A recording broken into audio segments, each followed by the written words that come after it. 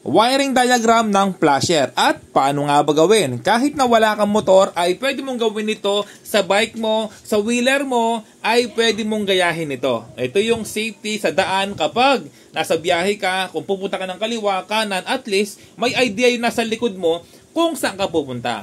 At hindi lang yon, kapag may problema sa motor mo, sa tricycle mo, ay pwede mo rin gayahin ito para magawa mo. Pwede mong share yung video para hindi mo makalimutan yung diagram at kung paano gawin. Okay? So, ito po yung ating 12 volts battery. Life po ito. Ito po ay ginawa ko, hindi ko binili kung saan-saan na buo na siya. Ito yung DIY ko lang. 4 na LiPo4 battery na 3.2 volts at meron tayong active balancer. Okay? So, bali ito po yung ating gagamitin sa flasher. Ito yung left, ito yung right. Ito po ay nabili ko, para may idea po kayo, no? Nabili ko po sa amin ng wala man 200, nasa 175 bata to. Yung flasher, relay, tsaka yung flasher switch. Okay? So, unang gagawin po natin, ito. Dahil nga walang connector, syempre hindi naman sa tricycle to, hindi naman siya pampalitan, talagang DIY lang talaga, nag-inang muna ako. Yung ginamit ko rito ay 60 watts na soldering iron. Kahit anong lead, pwede naman. Basta't 60 watts ang gamit mo, didikit naman yan. Okay, so ngayon hanapin natin yung common. Yung 3 wire kasi na yan ay may common. Kailangan natin mahanap. Paano nga ba? Test rin natin. Ito, nakaselect ng X100 continuity. Tester natin. O yan, gumagana naman tester natin. Continuity po yan. Yan, may reading, ibig sabihin may contact, no? So ngayon, testerin ko po, para malaman yung common, unahin ko yung una dito. Hindi kasi para-pareho yung mga switch na relay, no? Ayan, so ito yung una, ito yung kukunin kong common. Ayan, nakadikit na po siya, no? Ngayon, nakaselect po siya ng gitna. Ibig sabihin, naka-neutral, no? Hindi po siya naka-flasher. Okay, wala.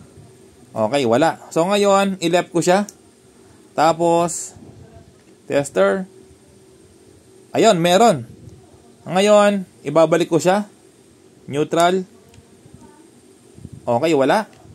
Wala. Ngayon, right naman. Ayun, meron. So, ibig sabihin, ito yung common. Yung nasa una. Common to. Pero yung iba, usually yung common nasa gitna, di ba? Pero ito yung common, ito. Yan, kailangan talaga ng continuity ng tester. So, ito po yung common. Okay, nasa una. Okay. So, ngayon ang mga pagbaliktad, nasa huli. Ayan, basta nasa, kailangan talaga ng tester para mahanap yung common. Okay? So, yung common po kasi, napaka-importante. Ito yung gagamitin sa ating positive line sa ating relay. Ito naman, yung right, tapos left. Okay? Tapos, nag-inang ako sa dalawang wire ng relay natin. Dahil wala akong connector. Pero, syempre, hindi na dapat inangin yan kapag nakalagay na sa inyong motor. Plug and play na lang, di ba? Kapag nagpapalit ka. Ayan, nakainang na siya. Tapos, meron tayong dalawang flasher. Ngayon, mga repairman, sa lahat ng gagawin nyo, ay kailangan nyong maglagay ng fuse. So, fuse na nilagay ko, 10 ampere. Pero gusto ko sana mas mababa para safe. 5 ampere sana gusto ko, pero wala akong makita. So, 10 ampere na lang. Ito po yung gamit kong fuse, 10 ampere. Huwag kayong maglalagay na mataas, ha. Kailangan po minimum 10 ampere lang. Okay? So, bali, ito po ang gagawin natin. Yung fuse, nakalagay po sa positive sa lahat ng gagawin na ninyo, na DIY or sa motor po ninyo. Yung fuse lagi nasa positive. Okay? Walang naglalagay ng fuse sa negative. Ito yung positive natin, may fuse na. Tapos, ito yung relay natin. Ilalagay natin sa fuse sa ating battery. Ilalagay natin yung B. Yung ibig sabihin ng B na yan ay battery. Battery po yan, positive. Ito yung L, yung ibig sabihin yan ay lights. Ito yung lights natin. Okay? So, bali ito, yung ating L. Yung L natin, lights. Ito naman B ay ilalagay po dyan sa positive ng battery. B, ito, B. Yung may fuse. Tapos, electrical tape natin. Sa lahat po ng ginagawa nyo, kailangan may electrical tape, no? Okay. Tapos, ito naman yung lights. Yung lights na, yung L, ilalagay po ito sa switch. Ito, switch. Ito, yung common. Yung kaninang nahanap natin. Ito yon, yung nasa una, common. Papaliwanag ko po sa inyo kung bakit lights yung nakalagay sa relay. Tapos, switch natin nilagay, no? Papaliwanag ko po. Ito po kasi ay pupunta sa lights, sa ilaw. Yung right tsaka left. Kaya ang mangyayari, ito yung magiging positive. Positive ng right, positive ng left. Kaya nga po nagpunta po dito galing sa battery. Ayan po, diretso na sa battery, di ba? Ito po yung common. Pwede mong i-share yung video para hindi mo makalimutan habang ginagawa mo, ay pinapanood mo yung video natin. Okay, so bali, ito yung ating right, ito yung left. Positive po positive to.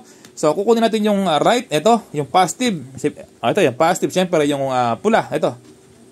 Yung red. Tapos tape ulit. Konti lang pong tape, no? Ayan. Kasi ano lang to, for demo only. Ito naman yung left, positive din to. Ito naman sa ating positive ng left. Ganda lang po kadali, walang kahirap-hirap po. Tapos yung dalawang black naman po, dalawang negative ng ilaw, pagsamahin natin. Iba talaga ang Jeff Repairman, no? Useful yung mga video. Meron ka na pinapanood, nalilibang ka na, useful pa, no? Meron ka na, ito kasing talento, habang buhay po yan, hindi na maalis sa inyo, or hindi makukuha ng iba. Okay, tapos, ito naman po yung negative wire natin ng battery, yung negative, pupunta po dito, sa negative ng ilaw, na pinagsama ko. Ito na. Tapos, tape ulit. Kaya po, konti lang yung tape nalagay kasi, for demo only. Naubusan na ako ng tape, Hindi ako nakabili. Ayan. So ngayon, subukan na natin yung left and right. Off ko yung ilaw sa shop. Yan, Tapos, ito na. Subukan na natin. Ayan, medyo magulo yung wire, no? For demo only. Pero syempre, itago mo yan. I-cable tie mo. Ito na. Yung left muna. Yung left. Ito na. Halimbawa, pupunta ka sa left. Flasher ka ngayon. Ay, hindi pala. Baligtad. Yung left ko naging right. Ayan, no? Kapag ganyan, yung left mo naging right, yung switch, ilagay mo lang, yan, no? Baliktarin mo lang. Diba? Ang galing. Right pala yan, right. Right yan, diba?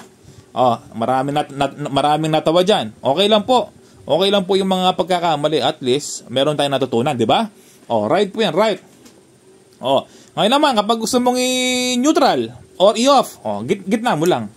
Ngayon, kapag gusto mong i-left, eto na, left. Left ngayon.